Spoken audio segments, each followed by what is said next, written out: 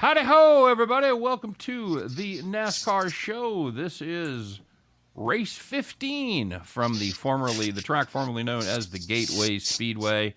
Welcome to unofficial name of the show, Left Turn Mania. Official name, Dash for the Cash.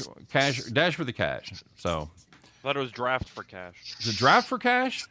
I don't know. So that's how great the official name is. We don't even know what it is. I should go to meetings more. I mean, it occurred to me as I was playing the 30-second roundup because, as you guys know who watch us live, we play the 30-second call to action. Lets everybody know that we're getting ready to go live. And as we're taping this, I realized that there's absolutely no reason for me to be playing that whatsoever. So yeah, hey, it's good to be here. The master in charge of all this chaos is yours truly. I'm Scott Steen. I'm the lead handicapper at winnersandwhiners.com. I'm joined by a couple of my fellow winners and whiners guys. It's betting royalty to my immediate right on your radio dial. It is Christopher King. Chris, what's up, buddy? I was going to say I was classy Freddie Blassie and call everybody pencil neck geeks, but you took it away from me by throwing out my name to begin with. Yeah, so way to go. I'm that way. And in the bottom right corner, getting ready to serve for the game in our hot shot game of Foursquare, he's the handicapper formerly known as the Kid until we found out the Earl brothers were 22. And now he's just a grinder and middle-aged grinder like the rest of us. It's Scott Reichel. What's up, buddy? Nothing much. Just looking forward to going through a pretty unique NASCAR race. I mean, I'm sure we're going to break down the interesting circumstances surrounding it, but should be fun. Hopefully, it's an entertaining race. Now, are you serving for the match as well as what's his name? Zverev? Yeah, Zverev? the guy that Nadal beat today. How do you pronounce it? Zverev? Yeah. Are you going to serve about as well as he does with his second serve? Well, unfortunately for him, he's not going to be able to serve at all for the next couple months because wheel him out of there. He kind of destroyed his Achilles, so he's probably out for a while. Wheel him Tough out. break. Very tough break. Literally a tough break. And last, and I mean certainly not least, the guy that classes up the joint, the one with probably has more NASCAR knowledge than all of us put together. You know him, you love him. He's become an instant classic, as they say. He's part of the show. It's Mr. Rye Cape. What's up, Rye? Not much. Thanks for having me. Let's see what kind of action we're going to have after that Coca-Cola 600. It's a tough act to follow. It was a long race. That was a absolutely long race. It felt like 700. It really did. Hey, Rye, because I always forget at the end, tell everybody where they can find you and what you got going on. I'm at Right Cape on everything. I'm mostly on Twitter, a little bit of Facebook. You can also, I'm on the Insiders Room. I give out plays on Discord as well. There you go. Look him up. Right. Yeah, I saw you on the Insiders Room last week. Good stuff. That's good. That's a good show. Those guys take a deep dive into NASCAR each and every week. So make sure you check that out before you make any bets, along with our show as well. Last week's results, Rye. You were the only one of us not profitable, man, as you kind of had some bad breaks go against you. Scott and I each made $35. That's right. All day. 35. Let's go. That's a third of a unit. We bet in $100 units, of course, so we made 0.35 Back the of a truck unit. up. And Chris, speaking of backing the truck up, he led the pack, making $275. So, as far as the overall standings go, Rye is currently losing $135 a week. Again, he's only been here 2 weeks, so you know that's going to change. Scott is, I am winning $130 per week. That's a 1.3 units. Scott's winning 2.5 units. Chris still yet to see the black, but maybe this will be the week, buddy. As he is, that was the lousy odds. He's down about 1.2 units per week. So let's see. That's because when you guys win, there's some 8 zillion to 1 shot. And when I win, it's Chase Elliott at Dover.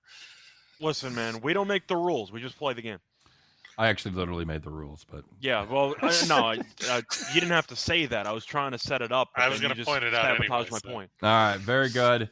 Tight. The point standings are a little tighter, so we'll probably see that tighten up even more after this week. Rye, we're racing at the track formerly known as the Gateway, right outside of St. Louis. This will be the first time the Cup Series has been there, but it's no stranger to NASCAR, as the trucks ran there for a good number of years, as did the Xfinity Series. So what about this track? What's it like? What makes it unique? And what are we going to see? Well, it is a 1.25 mile egg-shaped track. So turns 1 and 2, they kind of look like New Hampshire, and on the other side, turns 3 and 4 looks like Phoenix. So we're gonna have the 2 straightaways, and I look at it as like a flat Darlington Right. with better asphalt. Okay. Very good. Yeah, it's a very flat track. Is it how wide is it? Have you got room to maneuver and bump and grind? Yeah, it turns 3 and 4. You should have plenty of room. I think we'll see a lot of slingshotting. Okay. Can we see 3 wide? Oh yeah. All right. Very good. I can say it's not a ton of fun to play on NASCAR heat when you race around that track because, unless you're watching my 19-year-old kid try to drive backwards and knock people into the crowd. Oh, good times. Good times indeed. A lot of those guys use the NASCAR game as a, I know they have more complicated simulators at the office, but I know a lot of those guys spend a lot of time playing the NASCAR video game at home. I've tried it, and some of the tracks that I can do well at, some of those they're just horrible. Yeah. I had one of those games back in the day. I forgot which one. It might have been what was it? Was there a Thunder Heat one? Something. I think Probably. I think now, I had the second I think they're all just called NASCAR Heat. Insert. But I'm saying here. I used to have one on the PlayStation 1 or 2. I think it was the 1. Yep.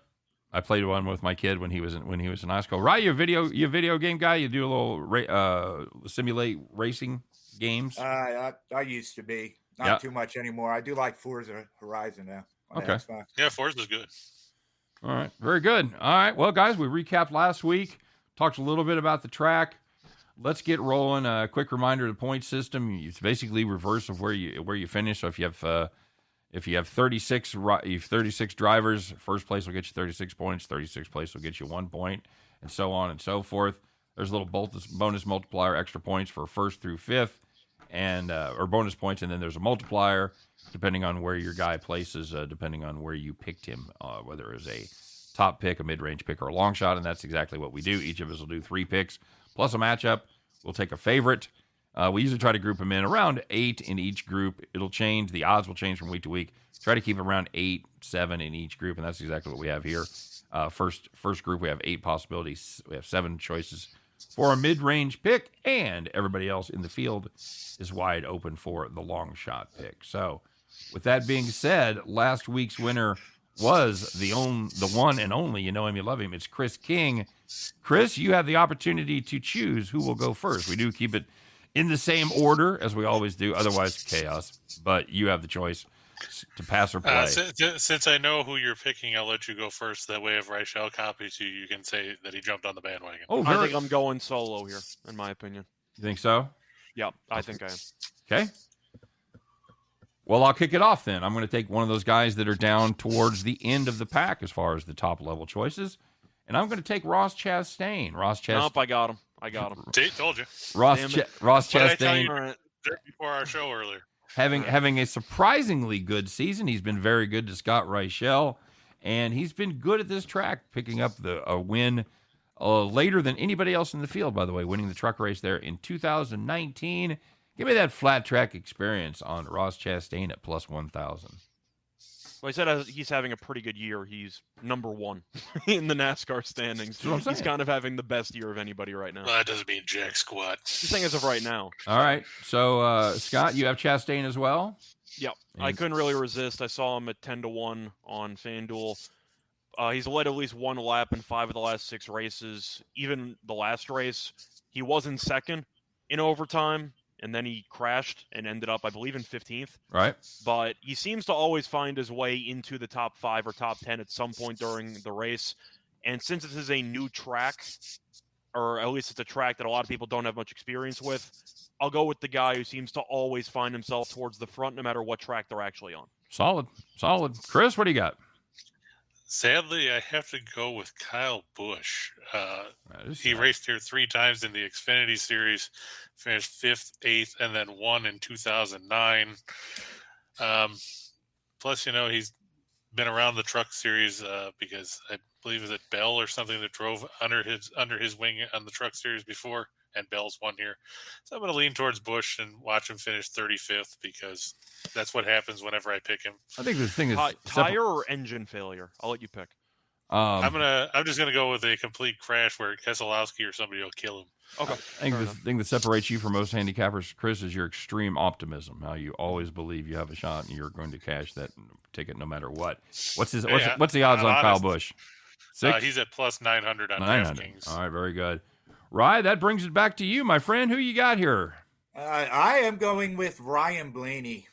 Two of the tracks that I looked to handicap for this race for Phoenix and Richmond. Blaney led the most laps at each, 143 at Phoenix, 128 at Richmond. He had 2 top 10s. He did well at the Texas race, and I'm hoping he needs to win again in the playoffs probably. So, all right, I think this should be a good track for him. All right, and what do you got the odds for him at? He was plus 1,000 pretty much everywhere. All right, very good. Look at Rye actually handicapping on races this year at tracks that are comparable, as opposed to the three of us who wanted to see who won a truck race in 1949. So that's an interesting strategy there, Rye, using current data with current drivers and cars. I don't know how that's going to work out. It's a bold strategy, Cotton. Let's see if it pays off. Obviously, he's the new guy. All right, very good. So Rye's got Blaney. Scott and I have Chastain. And Christopher King has Kyle Busch. All right, so our mid-range picks, these are the guys that we'd be delighted if they won, but we expect them to finish in the top 5, usually getting somewhere in the neighborhood of 200 to 1 or excuse me, 200 plus 200 or better. And I went first last time, so Mr. Reichel, that means you are up to bat. So Chris mentioned this guy before, and I'm going to mention him now. It's going to be Christopher Bell at around 14 to 1 on Caesars. He won a truck race here back in 2016. And if you also look at the recent results, he's been really, really good. And I feel like people are not talking about him enough. He's finished top 6 in each of the last 4 races. I'm excluding the All-Star race. I'm not sure if you want to count that or not. If you do, then it's 4 of the last 5. But he's been very solid. We know that he was under the wing of Kyle Busch in the Truck Series, and he ended up winning here. And I think it might pay dividends. So I'll take him at 14 to 1. And for him, top 5, I saw plus 170 on BetMGM. All right, very good. Looks like the world's figuring out Christopher Bell just a little bit there. Chris, who you got? I was contemplating Bell, but I don't think you're going to have to change my spot or my name on this one. You're taking Harvick again. Just do I'm it. going back to Harvick. You always do. Yeah, I know. It's the 5th straight week. He's won here twice in the Xfinity Series. And going to Rye's point about Phoenix and Richmond, he was 6th at Phoenix. He was 2nd at Richmond. He's had a lot of success lately. Last 4 top 10s in his last 5, coming off a 3rd place finish at Charlotte. He was 4th at Darlington. Maybe he's finally figured out the new car. He's trending in the right direction. He gave me the win last week over the rest of you guys because he scored more points than I think everybody else combined. I had Stenhouse. Watch yourself. Stenhouse didn't get any bonus points. No, he finished top 10, though. He finished top 10 because there was only like 12 cars left. No. Top 10. Come on. Still counts. Almost finished like top Michael 5. McDowell again. You should have just taken him. But yeah, I'm going to go with Harvick. Plus price last week for McDowell. You have plus 200 on the top 5? That is correct. I'm not going to tell you how I know that. Because you picked him. Rye, who you got? I got Harvick as well. Oh, this is going to be a quick show. Better price. But a better price, even better. I'll take it. Yeah, plus 325 for top 5 on Barstool. Outstanding. Barstool, it seems like, has like the most user-friendly NASCAR odds of any book I've ever seen. Yeah, I can see. I imagine you look at that. Kyle Larson's probably like plus 250. They're probably front load everybody. It's a good point. Right. All right. I'm changing us all to 325. Is anything you want to add, Ryan? Any extra reasons that Chris didn't touch on? You're taking Harvick. This is just his kind of track. These are the tracks he's good at. He used to be the king of Phoenix, and just like Chris said, I think that he's learning how to drive this car. So I expect him to do well here. All right. Very good. I've had 2 pretty sharp guys in front of me go and take Harvick. That's who I've got as well. I like the plus 325. Rye, did you have any better price to win than 1,600? Yeah, 2,200. There you go. Bring it up and sit him down. Okay. I know that Barstool's not legal in my state, but I might have to try to find somebody who has it because a lot of those prices Is are it legal kind in of New absurd. Jersey? You can just walk across the bridge. Yeah, I don't do think it it's again. I still only do that legal. for free bets. You know the rules. Walk across the bridge. What is this, the day after? Yes, it is. Walk across the bridge. All right. So now we'll move to our long shots. These are the guys that we would do handsprings if they won the race, but we would be happy as heck if they finished in the top 10. And it is going to be Mr. King, betting royalty, if you will, is going to kick us off. I'll let Rye go first. Okay. All right. It works. Alan, he's decided So, to pass. you guys went with Chastain. I took another Trackhouse guy. I like Daniel Suarez. I found him at plus 4,000 to win on Fox. Top 10 plus 140 on FanDuel. I just think he's ready. He's ready to take the next step this season. He sees Ross Chastain doing well, and he needs to pick it up. Every time he has a good race, he does have bad luck. But he did finish 9th at Phoenix, and he does well at new tracks. And we're at the Worldwide Technology, and he's driving for Mr. Worldwide. So that's a Nice. Very good. All right. You got, and what did you say he was to make the top 10? plus 140. All right. Very good. That is exactly who I have as well. He's 18th in points this season. He has 4 top 10s. Like you said, he's been running pretty well as far as those guys that are outside the top of the pack. I think he's due. Certainly, a top 10 was in reach, but man, I wouldn't even be hesitant about putting a little top 5 sprinkle on Suarez. I think he's a guy. All things being equal, he's a race car driver, and just like Rye said, he's a guy that does well at new tracks. As everybody else is trying to figure it out, he seems to be consistently ahead of the curve. I'll take Daniel Suarez at a nice price there. Reichel, what do you got? So for this one, I'm going to go with the guy who's been racing pretty well recently. It's going to be Austin Dillon at around 60 to 1 on DraftKings. He's finished top 3 in 3 of the last 8 races, including the All-Star race, but whatever. He finished 3rd in Martinsville, 9th in Darlington, so he's been okay on some of these shorter tracks. And the main reason why I'm taking him is because of the fact that his top 10 price is insanely mispriced on FanDuel. He's plus 135 on BetMGM to finish top 10. He's plus 240 on FanDuel. So wow. All day, every day, give me the plus 240. Rye's about to tell you that DraftKings has it at plus 320. So no, he was actually on my fade list, but I might take him now. If I plus 240 is just too good of a MGM deal price. for me to pass on. Yep. He's not very good at shifting. Around turn 1, you're gonna have to double shift. I'm just hoping that Keselowski takes out half the half the field and he just survives. So we'll see. Well, Chris, you didn't make me change last week's pick on the last level. Am I going to change this one, or are you taking Keselowski again?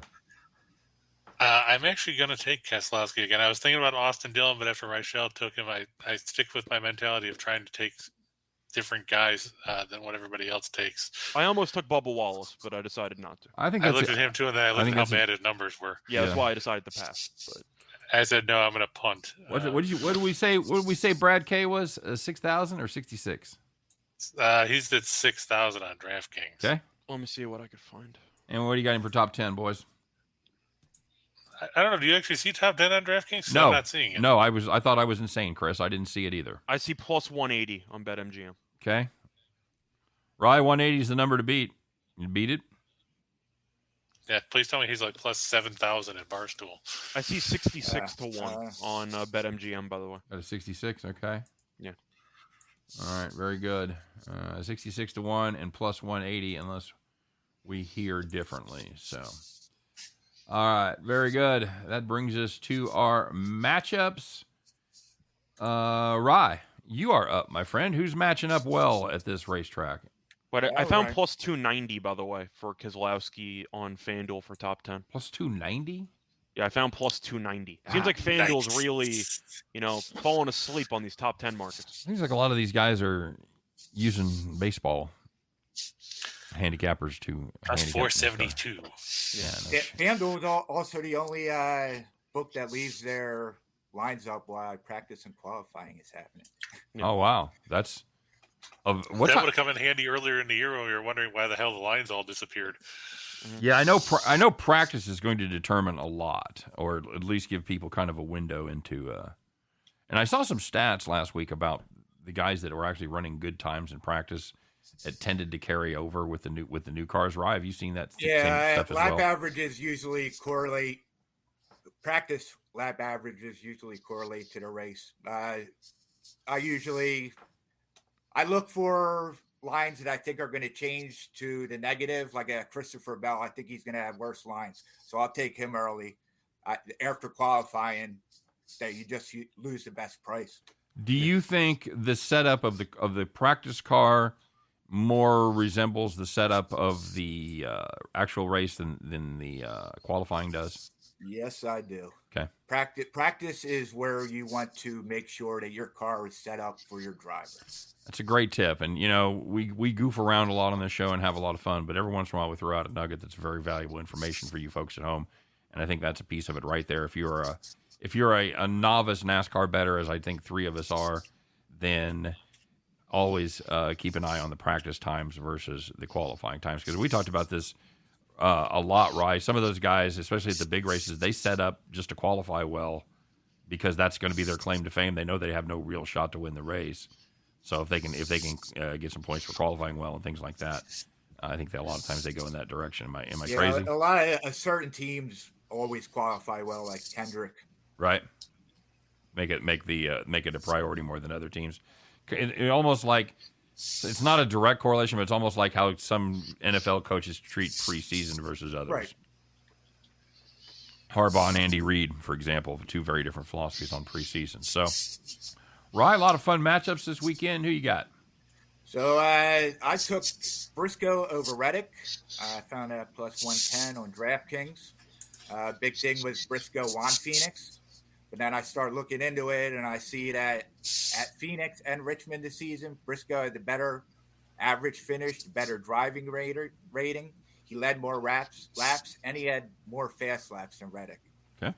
And then during qualifying, Briscoe has been better at the same tracks. He started 6th and 4th compared to 12th and 6th for Reddick. So I also think this price is going to change after practice and qualifying too. Beating that closing line value. Very good. Yep. I'm going to go back to a driver that Reichel talked about for his mid pick, and that's Christopher Bell. I'm going to take Christopher Bell over Alex Bowman at minus 135. Scott touched on a lot of the reasons. This is a kid that's really coming into his own. Only 3 drivers in the series have more top 10s than Christopher Bell. I think top 10 will be good enough to win this matchup. So I've got Bell over Bowman minus 135.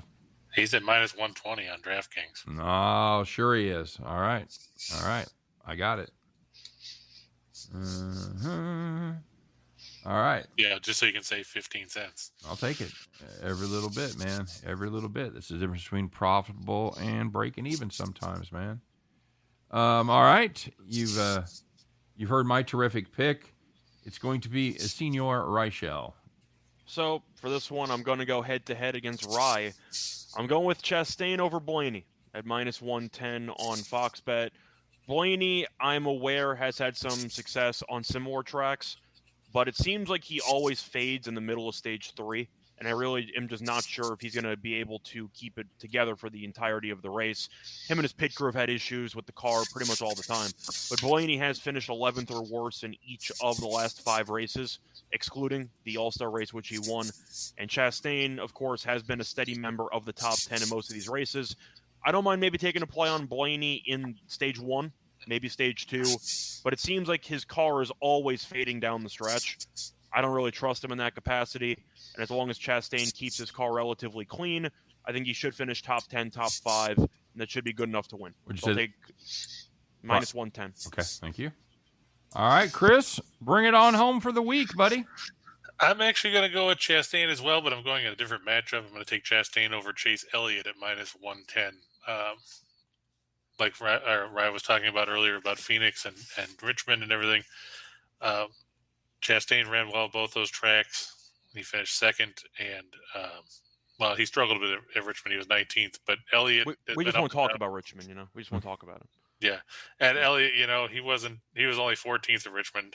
He finished 11th in Phoenix. His one win was at Dover, of course. But Elliott got caught up in some traffic early last week, screwed over you guys, which was fine by me. But I like the way Chastain's raced. It's the first time I've picked him in doing anything all season, so hopefully he'll continue his decent run. I think he should run fairly well here because, like Scott said, he's had success on this track, granted in a different vehicle, but at least it gives him a little bit of experience that some of these guys don't have. Okay. Very solid. All right, guys, that's going to wrap it up. Let's recap here real quick. Of course, I want to remind you guys before we finish up here, don't forget to like and subscribe. You know the drill. Smash that thumb. Hit the subscribe button for the Winners and Whiners YouTube channel and the Max Wagers Network YouTube channel. Check out all the great content over there at Max Wagers Network Monday through Friday, noon through 5 o'clock. It's a little something for everybody. As far as this race goes, I've got Ross Chastain at plus 1,000, and Rye has Blaney at plus 1,000. Rachel has Chastain at plus 1,000, and Chris is going a little bit different. He's got Kyle Busch. Can drive anything, anywhere. Mr. Busch. Into a tree. Plus 900 for the mid-range picks. Rye and I both have Kevin Harvick at plus 2,200, plus 325 for top 5 finish. Christopher Bell is who Mr. Reichel has chosen at plus 1,400, plus 170 for T5.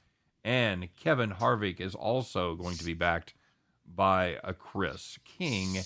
You know the odds, 22 and 325. Reichel, you're odd man out. Tell us why Christopher Bell is going to crash in the first 3 laps. Well, based on what we've seen with the history of this show, my guy's more likely to do better than your guy because when we share drivers, it usually doesn't go too well. You're right. So I'm gonna share drivers on my long shot with somebody who actually trusts, and that's going to be Rye because him and I both have Daniel Suarez plus 4,000, plus 140 for a top 10 finish. Reichel's going with Austin Dillon plus 6,000. He's trying to put this competition away early and cash that ticket, and plus 240 for top 10. And Chris trying to get back on the positive side of the ledger, and this would go a long way towards doing that if Mr. Kozlowski could win the race at plus 6,600. I'll also take the over on the number of cars that Keselowski's going to wipe out during this race. It's probably set at like 3. All right, and plus 290 for the top 10 there. Matchups. Rye's got Briscoe over Reddick, 110. I've got Bell over Bowman, 120. Chastain over Blaney is what Reichel has at 110.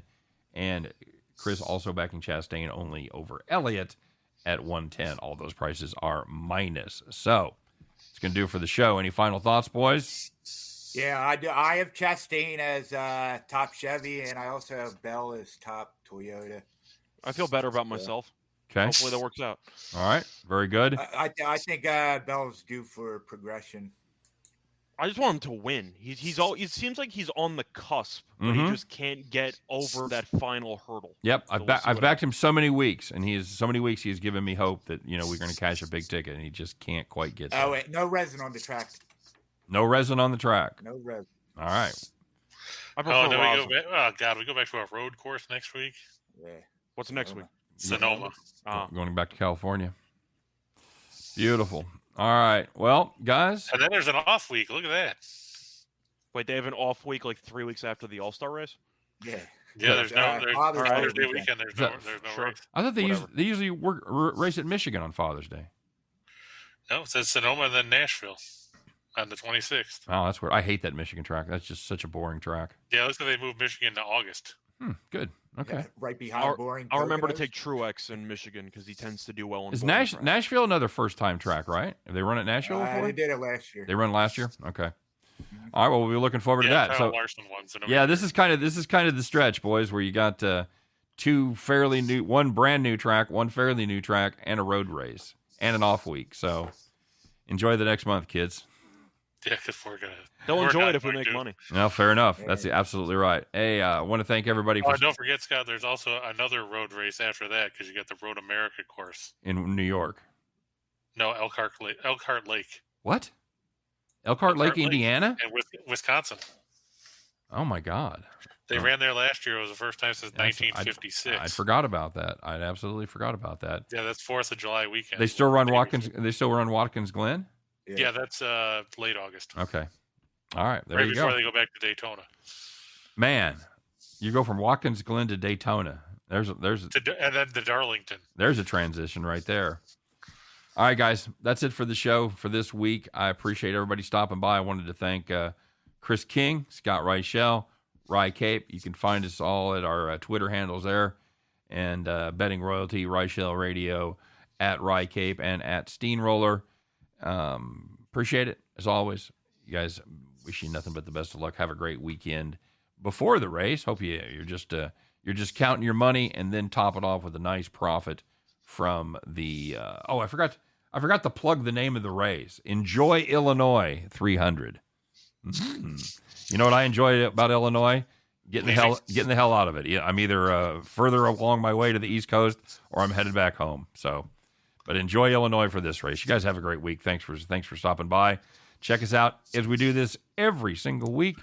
It should be up late Friday night, early Saturday morning. All right, so take care, and we'll see you next time for a little bit of NASCAR.